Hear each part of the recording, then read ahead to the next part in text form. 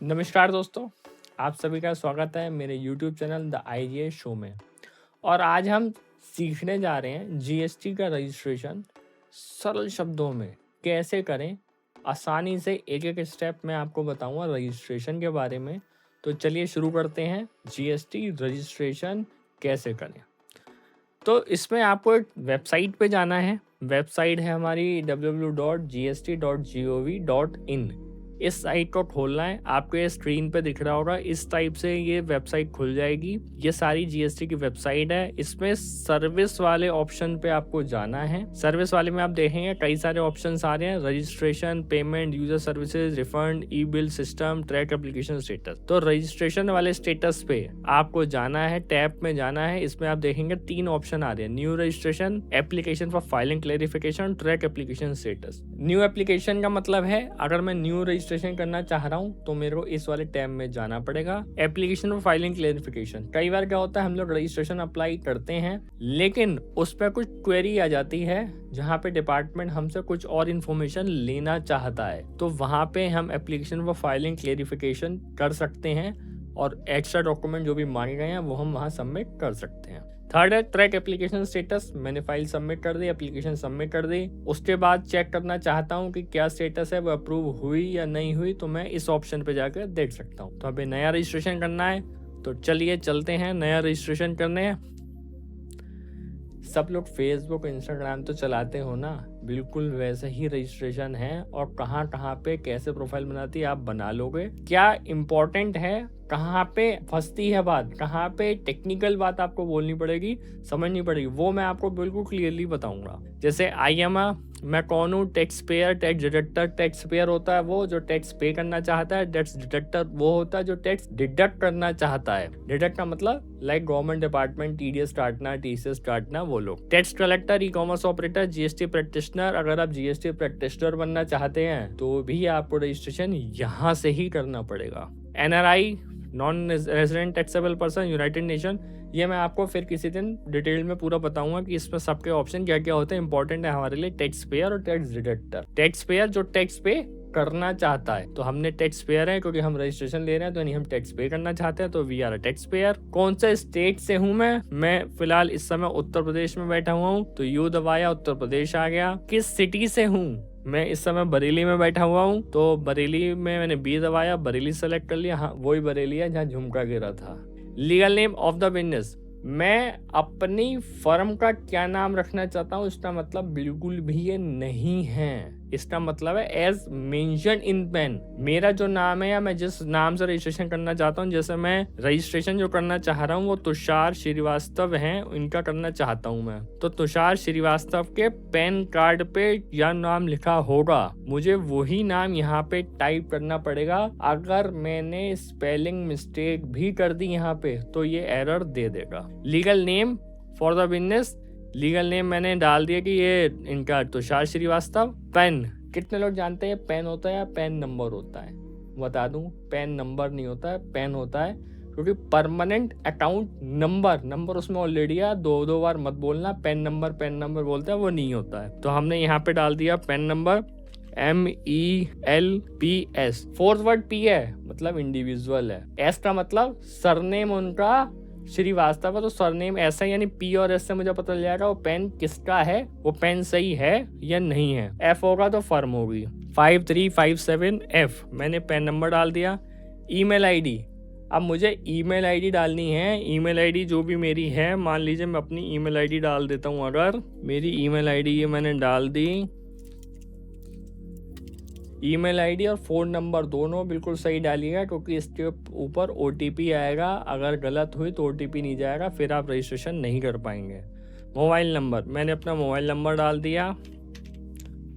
और ये captcha code, आपको पता है कैप्चा कोड क्यों डालना होता है? कैप्चा कोड इसलिए डालना होता है जिससे ये पता चल जाए कि आप मशीन नहीं है जो चला रहे हैं, ह्यूमन है जो चला रहे हैं सिस्टम को। तो भैया हम इंसान है, इसलिए हमने कैप्चा डाल दिया और कर दिया प्रोसीड। और देखिए अब यहाँ पे एक एरर आ गई, पेन इज़ इनवैलिड और पेन डज नॉट एग्जिस्ट और पेन इज़ इनएक्टिव। यानी या तो मेरे पेन में कहीं कुछ एरर है, मैंने कोई पेन नंबर गलत डाला है, या मेरे नाम में कोई गलत है। तो ये मैंने के की जगह L की जगह के डाला है। इसने एरर दे दी। मैंने आपको एरर इसलिए दिखाई कि अगर गलत डालेंगे तो यहीं पे पकड़ में आ जाएंगे। फिर से मैं कैप्चा डालूंगा और देखिए मोबाइल पे, ईमेल पे, दोनों पे OTP चला गया।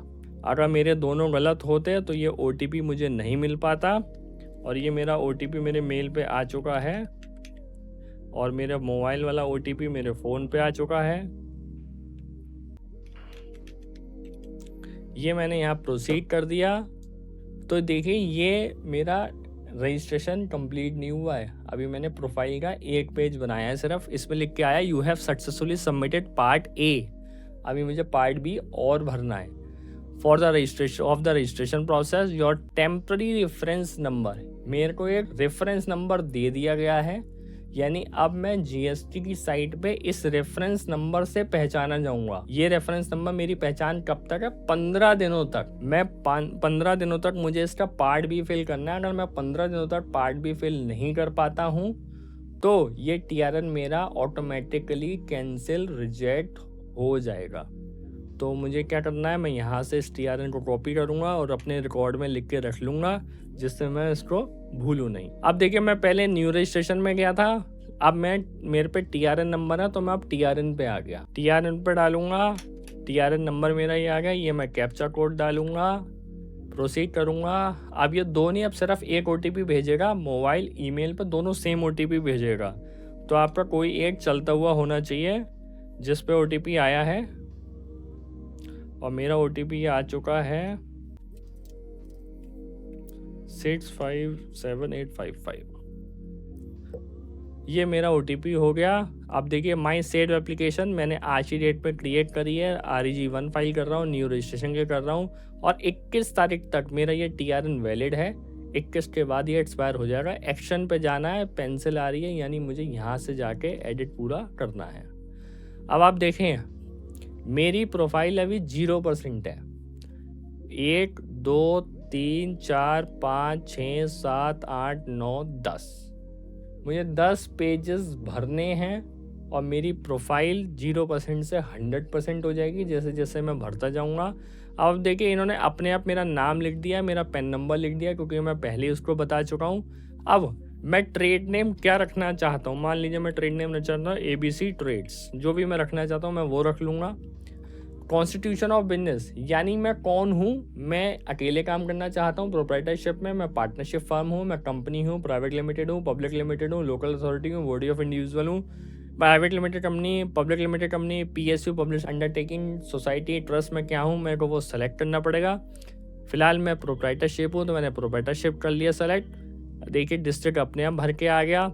अब आप देखिए ये एक आपके पास ऑप्शन आ रहा है, are you applying for a registration as a casual taxable person.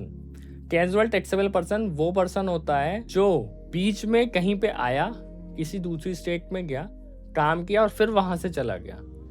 यानी वो जैसे कई बार हम लोग देखते हैं अपने शहरों में बहुत सारे ट्रेड फेयर्स लगते हैं, बहुत सारे मेले लगते हैं जिसमें लोग बाहर से आते हैं, अपना बिजनेस करते हैं और चले जाते हैं। उस केस में कैजुअल टैक्सेबल पर्सन अप्लाई हो जाता है और उनको एडवांस में टैक्स देना पड़ता है। अगर मैं कैजुअल टैक्सेबल पर्सन हूँ तो मुझे यहाँ यस करना पड़ेगा, तो वो मुझसे इन्फॉर्मेशन मांग लेगा। अब मैं कैजुअल टैक्सेबल पर्सन नहीं हूँ तो मुझे यहाँ पे कुछ करने की ज़रूरत नहीं है।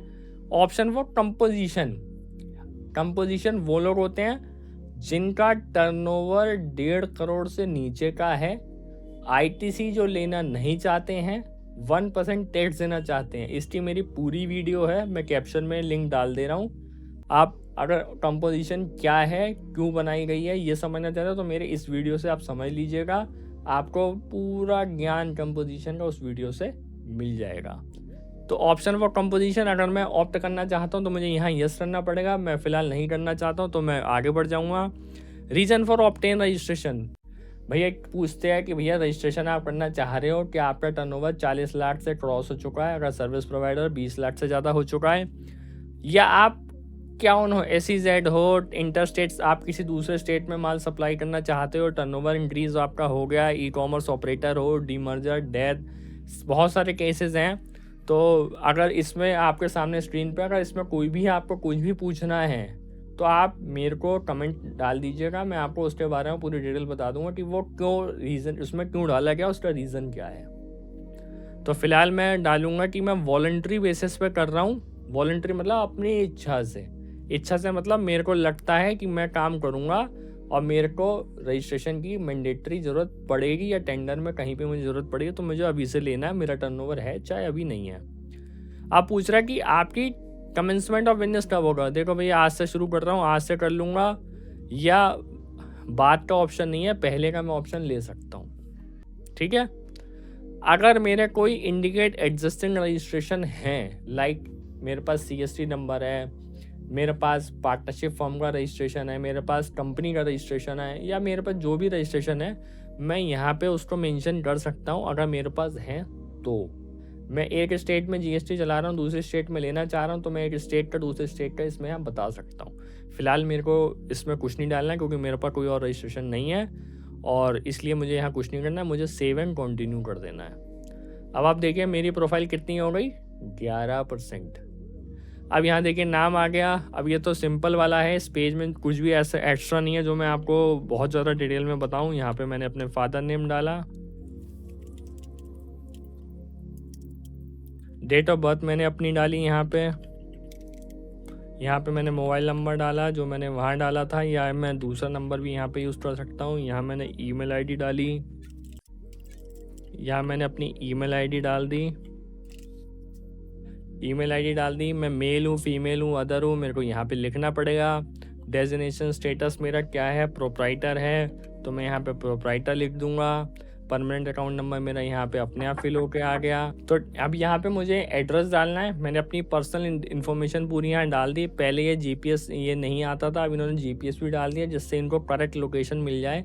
अब आप देखेंगे जैसे ही मैं अपना पिन कोड डालूंगा वैसे ही ये अपने आप मैप पकड़ लेगा। देखिए इन्होंने लोकेशन पकड़ ली अपने आप। अब बरेली मैं कहाँ का हूँ, मेरा क्या एड्रेस है, मेरे जैसे फ्लोर मैं अपनी डाल देता हूँ, ऐसे 87 का हूँ। मेरी रोड नंबर क्या लगती है, बिल्डिंग का नंबर क्या है 87, प्रेमाइसिस का क्या नाम है मेरा, LV टावर,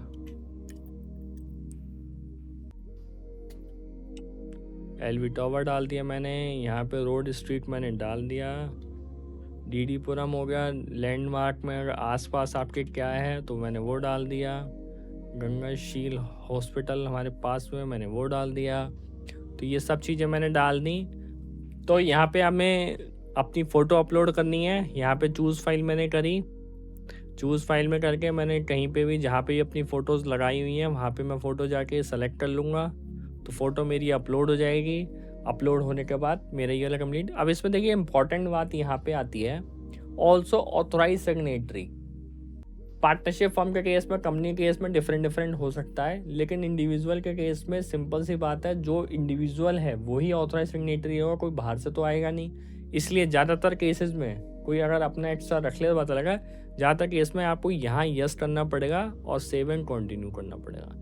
वो कह रहे हैं आपने जो लिखा है ऑनलाइन से थोड़ा मैच नहीं कर रहा, तो आप यहाँ पे यस कर दिया। कई बार एड्रेस ऑनलाइन मैच नहीं करते हैं तो आपको डालना पड़ेगा यस। प्राइमरी ऑथराइज सिग्नेटरी मुझे यहाँ पे क्लिक करना, ये बहुत इंपॉर्टेंट है। हम लोग ज़्यादातर यही गलती करते हैं, यहाँ पे क्लिक नहीं करते हैं, फिर कहते हैं हमारी प्रोफाइल कंप्लीट नहीं हुई। प्राइमरी ऑथराइज सिग्नेटरी पे मैंने क्लिक कर दिया, ये अपने आप मुझे पूरी फिल हो जाएगी, मुझे कुछ नहीं करना है, सेव एंड कंटिन्यू कर देना है। अब आप देखिए मेरी प्रोफाइल कितनी हो गई, 79%। डिटेल ऑफ ऑथराइज रिप्रेजेंटेटिव, क्या मैं किसी ऑथराइज रिप्रेजेंटेटिव को अपने रखना चाहता हूँ जो रिप्रेजेंट करेगा मेरी फर्म को, तो नहीं भाई साहब मैं कोई नहीं रखना चाहता हूँ, तो सेव एंड कंटिन्यू कर दूंगा, it's not applicable to me. अब सबसे इम्पॉर्टेंट, सबसे ज़्यादा क्वेरी जो लगती हैं वो इस वाले पेज पे लगती हैं, इसलिए इसको बहुत ध्यान से देखना। इसमें पूछ रहा है कि भाई साहब आप बिजनेस कहाँ करना चाहते हो, तो मैंने डाल दिया कि मैं जो बिजनेस करना चाहता हूँ वो इस पिन कोड पे करना चाहता हूँ। अब पिन कोड उसने अपने आप सेलेक्ट कर लिया। देखिए लैटिट्यूड लॉन्गिट्यूड उसने अपने आप पिक कर लिया। ये बहुत इंपॉर्टेंट है, कई बार जो फ्रॉड रजिस्ट्रेशन होते हैं उसमें एड्रेस नहीं मिलता है, इसलिए इन्होंने इस सारे ऑप्शन सेलेक्ट करे हैं जिससे एड्रेस लोकेट हो सके और फ्रॉड कम से कम हो सके। अब मैं फ्लोर नंबर मेरा फर्स्ट है, बिल्डिंग का नंबर मेरा डाल दिया मैंने, 87 हो गया। बिल्डिंग का नाम मैंने अपनी डाल दिया, एड्रेस लोकेलिटी मैंने दीनदयालपुरम है तो मैंने वो पूरी डाल दी। देखिए दीनदयालपुरम ये अपने आप लिख के आ गया। रोड स्ट्रीट भी डीडीपुरम हुई मेरी। और नियर बाई लैंडमार्क में अगर मैं कुछ डालना चाहता हूँ, जैसे मेरे पास में गंगाशील हॉस्पिटल, तो मैंने वो डाल दिया। अब इसने अपने आप मेरी पूरी लोकेशन कर ली। अब सबसे इम्पोर्टेंट कि भाई साहब देखिए रजिस्ट्रेशन 2 पार्ट में होते हैं, 2 जगह, यानी सेंट्रल में या स्टेट में। तो ये जो पूछना चाह रहा है sector, circle, ward, charge unit, आप स्टेट में कौन से एरिया से बिलोंग करते हैं, कौन से खंड में आते हैं, हर शहर का अपना अपना अलग अलग है। तो अगर आपको ये एरिया पता करने हैं, आप अपने लोकल स्टेट की साइट से जाके भी चेक कर सकते हैं या लोकल ऑफिस में जाके भी इन्फॉर्म कर सकते हैं, ऑनलाइन भी अवेलेबल है।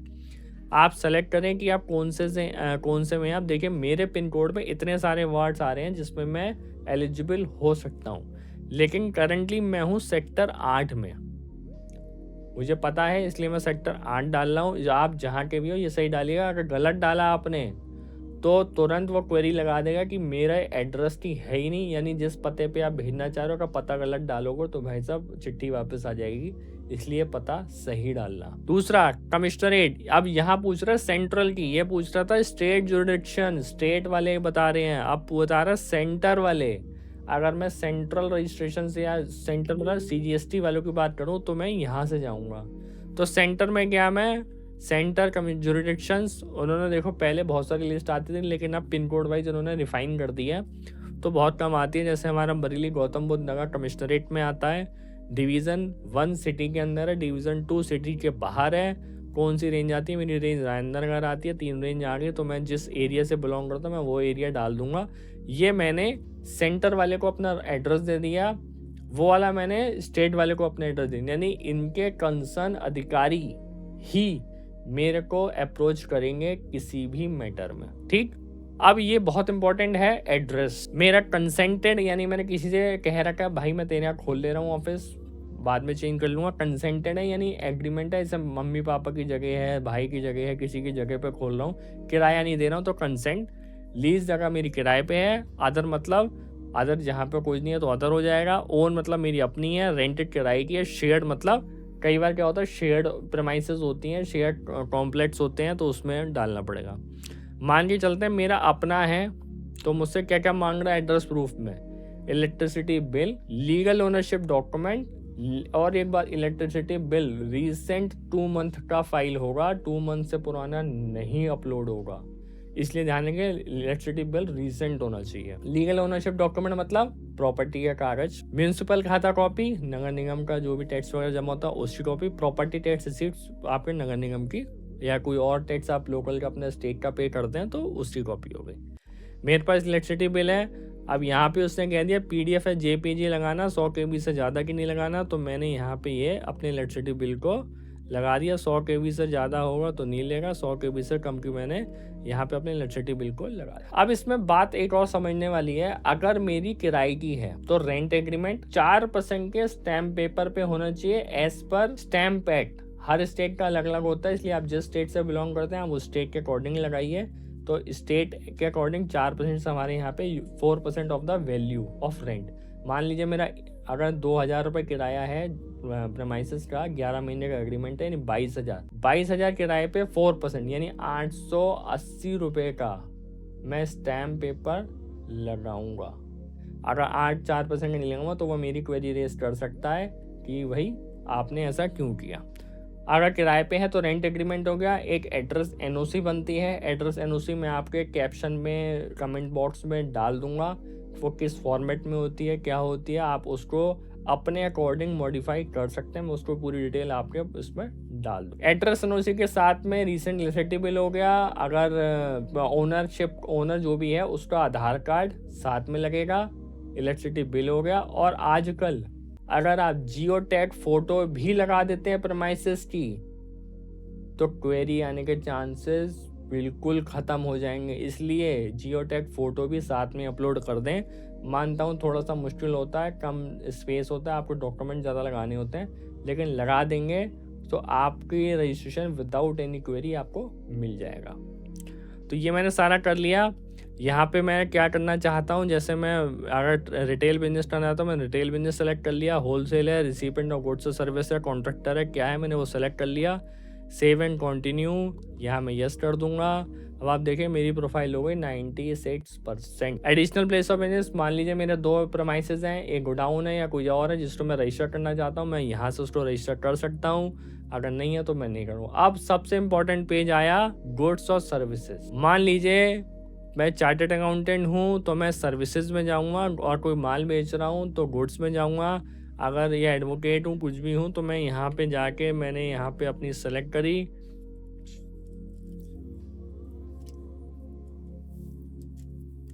अब ये देखिए मैनेजमेंट कंसल्टिंग, और ये आपका सारे से आगे सर्विस। मान लीजिए मैं मैनेजमेंट कंसल्टिंग करना चाहता हूँ, इसमें मैं 5 सर्विसेज या 5 गुड्स के आइटम ऐड कर सकता हूँ, और उससे ज़्यादा मुझे नहीं करना है। देखिए इसमें लिखा हुआ है please specify top 5 services. Top 5 services यानी आपका ज़्यादा से ज़्यादा आप क्या सर्विस देना चाहते हैं या क्या माल बेचना चाहते हैं, आप ज़्यादा से ज़्यादा वो बता दीजिए। क्योंकि कई अगर आपकी जनरल मर्चेंट की शॉप है भाई साहब, आप सारे आइटम तो डाल नहीं पाओगे, इसलिए जितने ज़रूरी हैं इंपॉर्टेंट हैं वो आप सारे इसमें मेंशन कर दीजिए। तो यहाँ पे मैंने डाल दिया कि ये सर्विस है, यहाँ मैं 5 में ऐड कर सकता हूँ। HSN कोड मैं गूगल पे भी सर्च कर सकता हूँ, वरना इनकी लिस्ट आती है वहाँ से भी मैं सर्च कर सकता हूँ। सेव एंड कंटिन्यू कर लिया। अब आप देखें 98% हो गई। इसमें प्रोफेशनल टैक्स एम्प्लॉय कोड अगर आपके पास है तो आप डाल सकते हैं। Professional tax registration certificate, central state excise licence number, इनमें से अगर आपके पास कोई है तो आप डाल सकते हैं, कंपलसरी नहीं है ये। स्टेट एंड कंटिन्यू कर दिया। अब आप देखिए यहाँ पे मैं कंप्लीट आ गया। अब मुझे सारा कंप्लीट हो गया। प्रोफाइल देखिए मेरी 98% हो गई। मैंने फिर सेव किया, उसने कहा कि भाई अगर ऐसा करोगे तो आपके पास OTP आएगा। आप देखिए मेरी प्रोफाइल 100% कंप्लीट हो गई। अब मुझे सिर्फ यहाँ पे करना है, मेरा नाम अपने आप यहाँ लिख के आ जाएगा, किस प्लेस से मैं रजिस्ट्रेशन करने जा रहा हूँ मैं वहाँ सेलेक्ट कर दूंगा, और नीचे आ रहा submit with EVC। Submit with EVC यानी इलेक्ट्रॉनिकल वेरिफिकेशन कोड, मैं उसके थ्रू कर सकता हूँ। DSC डिजिटल सिग्नेचर सर्टिफिकेट, अगर मैं DSC के थ्रू करना चाहता हूँ मैं उसके थ्रू भी कर सकता हूँ। मैं यहाँ डाल के इसको सबमिट कर दूंगा। सबमिट कर दिया। क्या हो गया? अभी नहीं हुआ भाई लोगों, सुन लो। रजिस्ट्रेशन कंप्लीट होने के बाद आपके मोबाइल पे मेल पे एक मेल और एक मैसेज आएगा जिसमें वो आधार ऑथेंटिफिकेशन करने के लिए आपको कहेगा। उसमें आपको एक लिंक दिया जाएगा, उस लिंक को आप जब क्लिक करेंगे तो क्लिक करने पे वो आपसे आपका आधार नंबर पूछेगा। आधार नंबर जैसे ही आप डालेंगे तो OTP जाएगा, और OTP जाएगा उस नंबर पे जो आधार पे रजिस्टर्ड है। बात बहुत ध्यान से सुनिएगा, आधार वाला नंबर भी चलता रहना चाहिए, बंद मत कर देना। आधार पे जो नंबर है उस पर आप डालेंगे, OTP आएगा, और जब वो आधार वेरिफिकेशन आप कर देंगे तब आपका रजिस्ट्रेशन फाइनल हो जाएगा। फाइनल मतलब आपका सबमिशन हो जाएगा, और आपको तुरंत एक मेल और मैसेज आ जाएगा ARN का। ARN जनरेट हो जाएगा, यानी आपका रजिस्ट्रेशन अंडर प्रोसेस चला गया है। आप उस ARN से उसे सर्च कर सकते हैं। ये रजिस्ट्रेशन की प्रोसेस थी। अगर आप लोगों को कहीं पे भी किसी भी पॉइंट पे कोई भी क्वेरी है रजिस्ट्रेशन की, तो आप लोग मेरे को कमेंट कर सकते हैं, मैं उसमें से आपको क्वेरी ज़्यादा से ज़्यादा सॉल्व करने की कोशिश करूँगा। तो है ना रजिस्ट्रेशन आसान? लगा कोई टाइम? 10 मिनट 15 मिनट में हमने रजिस्ट्रेशन कर लिया। 1000-1500 की फ़ीस ले लेंगे हम, ठीक है। तो रजिस्ट्रेशन करना आसान है, आप लोग भी रजिस्ट्रेशन करें, काम करें। कुछ भी क्वेरी हो तो मेरे को पिंग करें। अगर ये वीडियो अच्छी लगी है तो उस पर कमेंट ज़्यादा से ज़्यादा और शेयर ज़्यादा से ज़्यादा बिना कहे करना ही है, आप लोगों को पता ही है, ठीक है। ओके, बाय बाय, अगली वीडियो में मिलते हैं फिर।